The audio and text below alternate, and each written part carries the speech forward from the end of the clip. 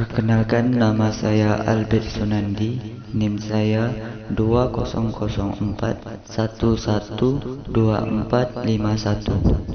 Saya dari jurusan Sosial Ekonomi Perikanan. Berikut adalah video materi praktikum ekologi perairan. Nama asisten saya yakni Kak Lisa Bulkhairiyah. Sekian, terima kasih. Selamat menyaksikan video.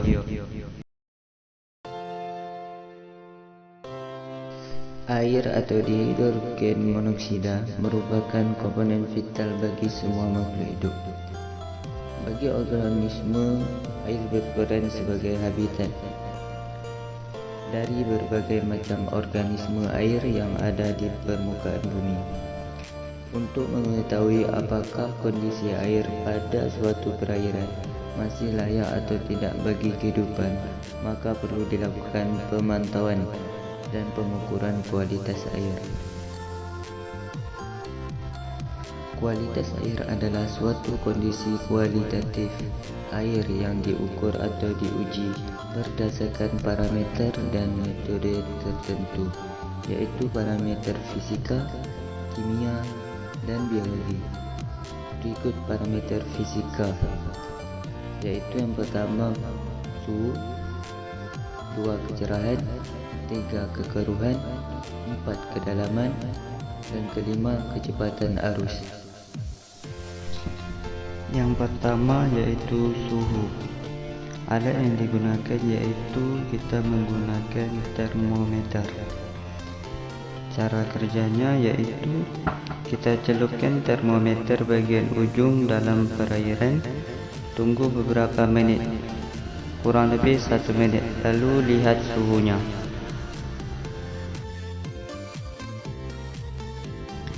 Yang kedua yaitu mengukur kekeruhan. Alat yang digunakan sejidis. Caranya, luruskan sejidis di atas permukaan air, lalu masukkan sejidis perlahan hingga piring sejidis tidak terlihat, yang disebut dengan jarak hilang. Kemudian beri tanda pada batang sejidis dengan angkat perlahan. Lalu angkat sejidis, lalu kita ukur jarak tampak, lalu jarak hilang.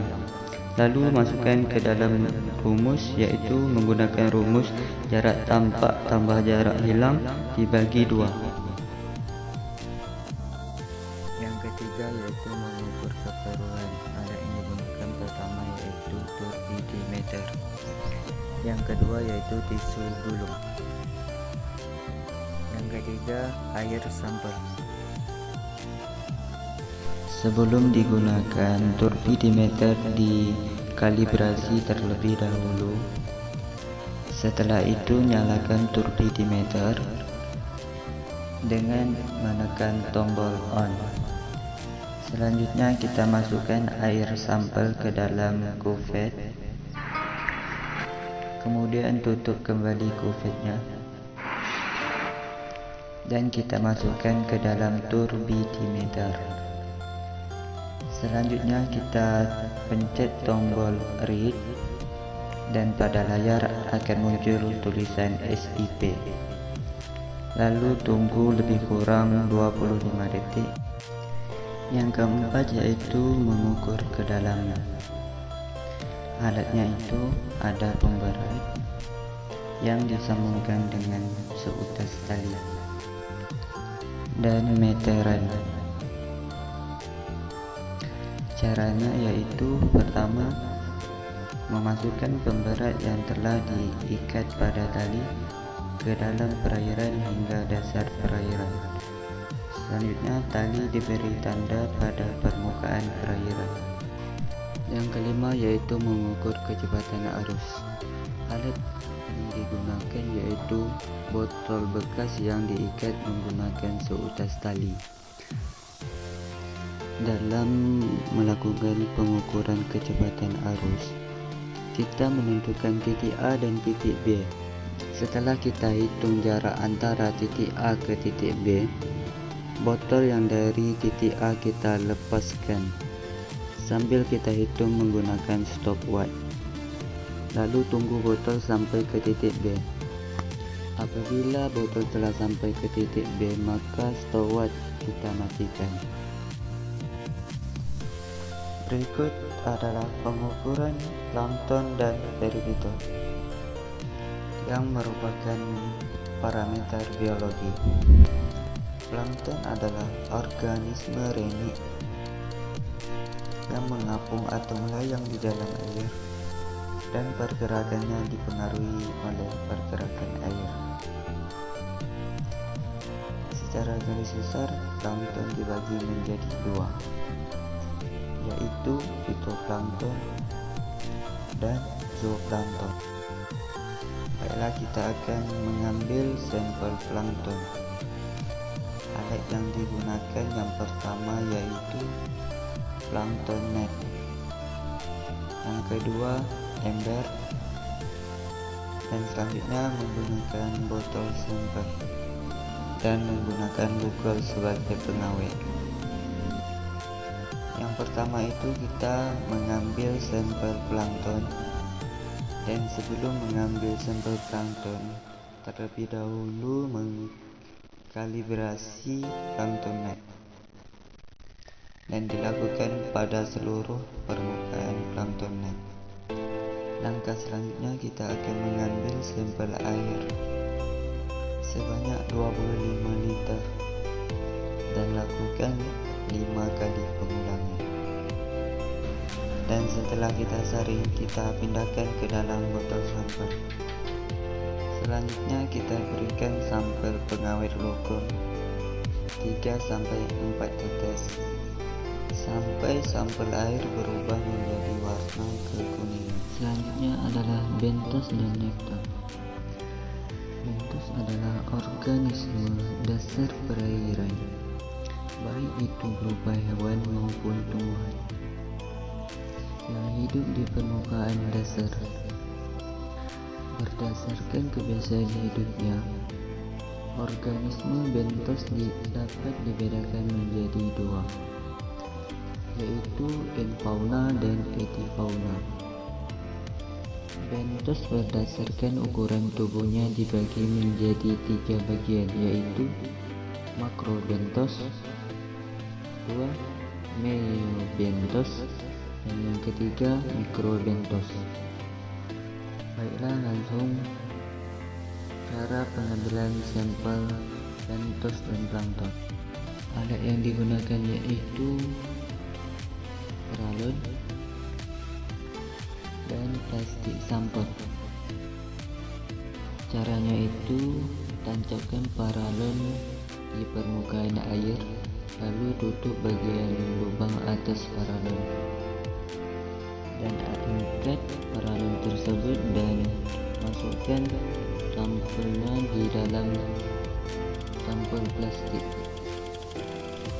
Selanjutnya, sampel yang telah kita dapatkan di lapangan untuk dilakukan penyaringan dengan ukuran standar.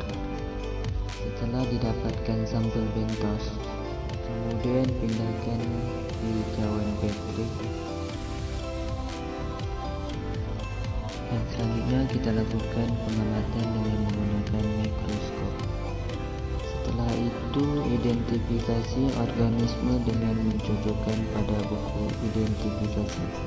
Selanjutnya, pengambilan sampel nekton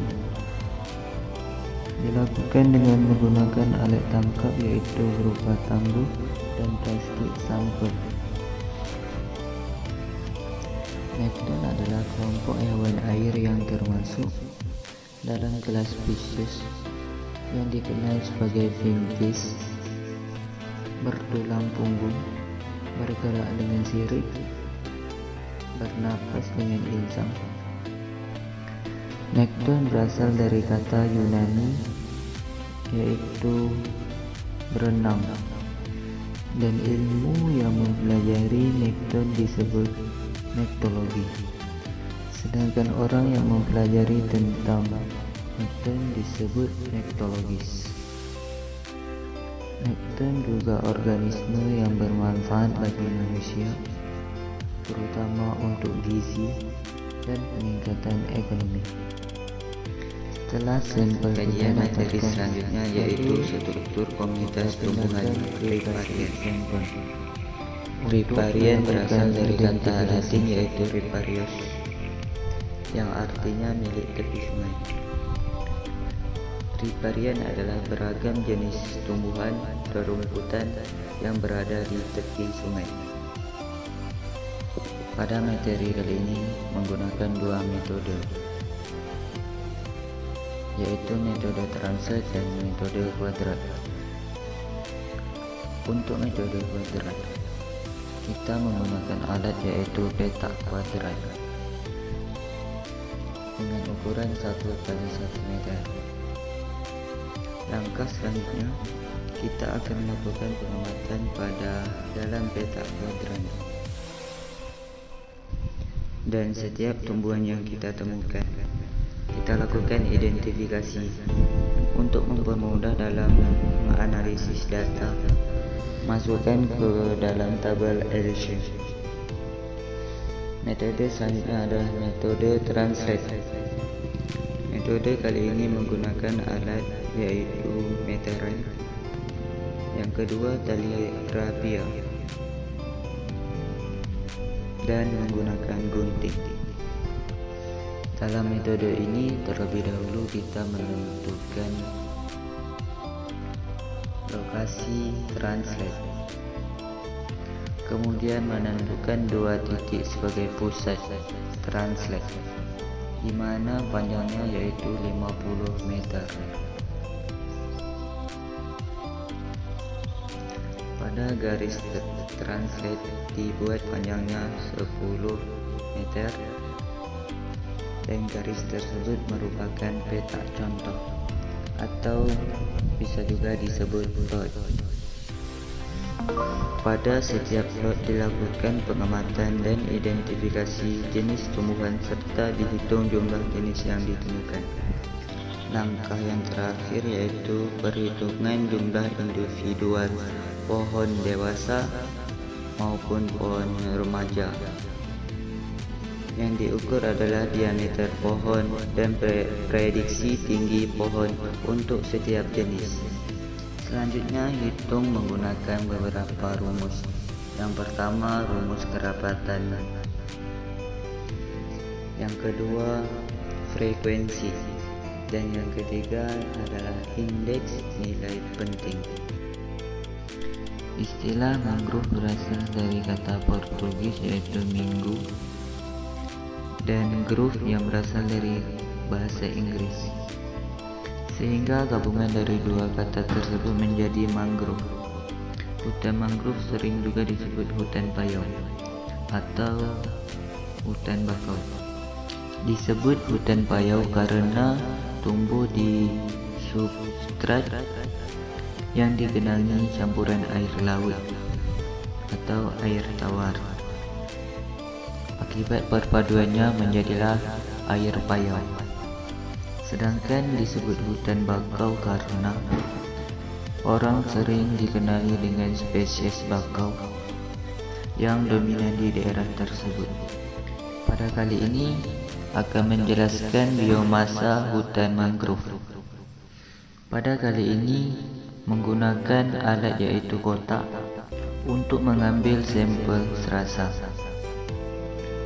Cara kerjanya yaitu pertama kita letakkan kotak di bawah pohon, kemudian kotak yang kita letak di bawah pohon kita tunggu lebih kurang 14 hari. Setelah 14 hari kotak kita ambil dan dibawa ke labor untuk dilakukan pengamatan.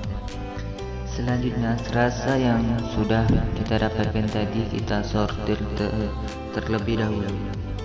Kemudian setelah itu kita masukkan ke dalam oven untuk kita keringkan dengan suhu 80 derajat Celcius selama 24 jam. Setelah 24 jam serasa kita ambil dari dalam oven. Kemudian setelah itu kita timbang serasa menggunakan timbangan Sartorius. Baiklah, itulah video hasil praktikum ekologi perairan saya. Lebih dan kurang saya mohon maaf. Saya Albert Sunandi dari Jurusan Sosial Ekonomi Perikanan 2020 mengucapkan ribuan terima kasih kepada kakak-kakak asisten yang telah memberi materi praktikum dari pertama sampai akhir. Assalamualaikum warahmatullahi wabarakatuh.